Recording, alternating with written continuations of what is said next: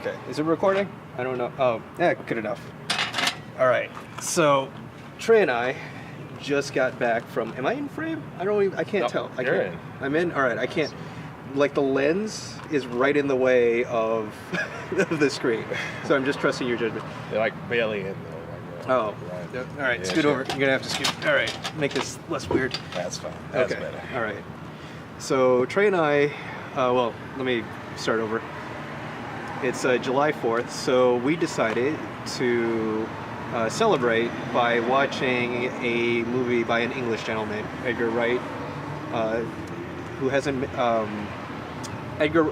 So we went to go see Edgar Wright's Baby Driver. Yeah. The most American movie ever made by the most British man. I don't know.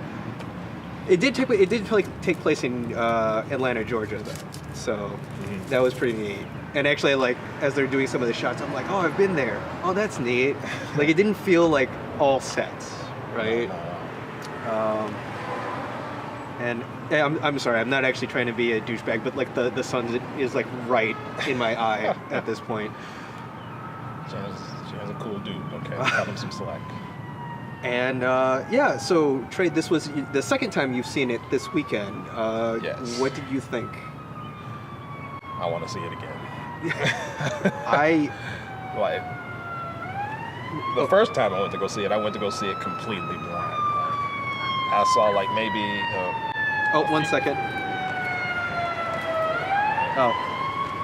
I saw like maybe like a few second trailer like ahead of another movie I was going to see, and I just knew that it was made by Edgar Wright, and I like his films. Like, yeah, I'll go check it out. Like, I got nothing to do Sunday. That's a couple hours to kill.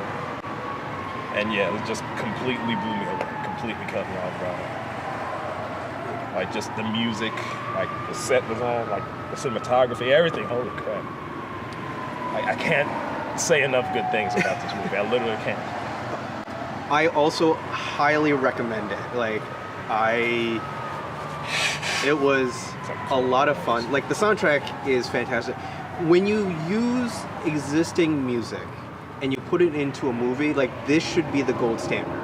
Like everything that Suicide Squad did wrong with incorporating like licensed music in their movie, like this did the complete opposite. Like everything was not done well in that movie. It was so ham-fisted. It was like, it didn't, like you could have changed the music and probably would have worked slightly better. Mm-hmm. But the music is part of the story. The music is just like right down to everything. It's just embedded into this movie. Like the second time around, like during the intro, like when I saw the opening part of the movie, like when he's walking down the street, like you can see like on the graffiti, like the lyrics of the song that's on there, like in time with the song, like they're saying lyrics in the song, like you see it on the sidewalk, like yeah. So much of the movie moves with the music, like certain motions, gunshots. Like it's go done to the beat so well, so subtly, like you're grooving along until he's like, oh shit, the movie's in sync with the song. You don't even realize it. Oh, here, let me quickly look up. I always forget the lead actor's name, and I feel terrible. Because he was in Divergent, right? I have no clue. Like, the characters could be in, like, deep, meaningful conversation, and, like, everything they're doing is in sync with the soundtrack. Like, just mid-conversation, they get in beat with the soundtrack. They get out of sync, and then they're back in sync again.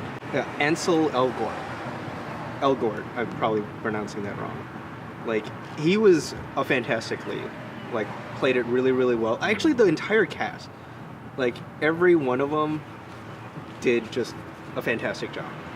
Like, I would say Jamie Foxx, John Hamm, like Kevin Spacey, just everyone. It's actually a really small cast for a movie. Like reflecting back on it, but they all play their part super well. And they made driving not boring, which is really hard to do with cars. Like Fast and Furious at this point, like they just have to rely on ridiculous stunts to carry it through. And, like this one, like there's some cool stunts, but not many. Like not many as I thought there would be. I thought it would just be like, I don't know. I thought it'd be more stunt heavy than it was. See, there's a squeaking. I hope it gets picked up on the mic. I thought that was like geese or something. That was some dude's car. Like that belt is ruined. I know that feel. Like where do we? Okay, so the rough concept of the movie is Baby Driver is a world-class getaway driver that doesn't want to be in the world that he's in, but just because of like his past, he's pulled into this. He's kind of being blackmailed into being a getaway driver from a consequence of his wayward youth, I suppose. Like he stole a car from the wrong guy, and instead of just murdering him, I'm like, no, you're good. You're gonna drive for me now. So, all right, let's spoiler talk now. I thought Jamie Foxx was fantastic. Like he was probably the biggest antagonist in the movie. Not the true antagonist, but like one of the biggest antagonists, and he played it so well that like every minute I'm just like, I hope something bad happens to Bats. Yes. Like he was so just obnoxiously menacing. Yeah. In a good way. In a good way. Yeah. And then like everyone else is like, and that gold-plated finger he wore around his neck. I want to know the story behind that. It feels like a very rich world that I want to peer more into. You know that's a real finger.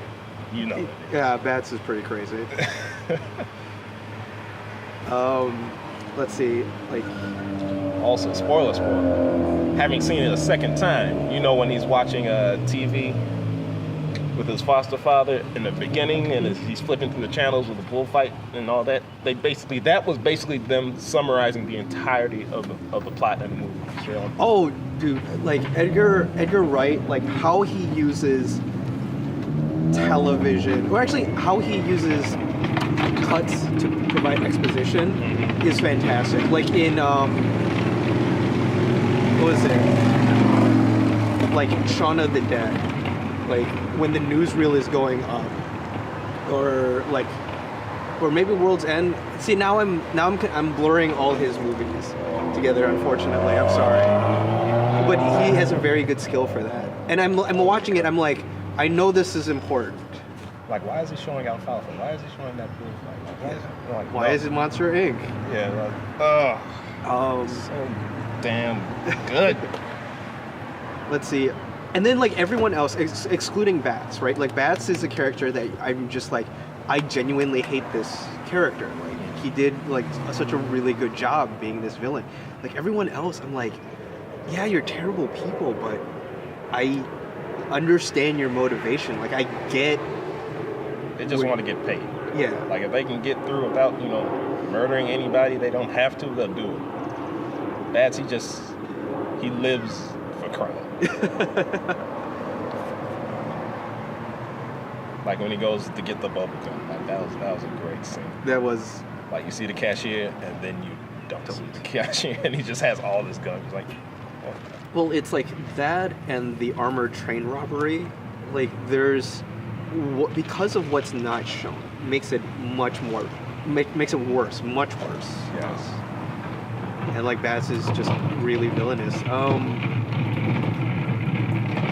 I actually really liked that someone's behind us. Here, probably getting picked up. So. Let's see. Car choices.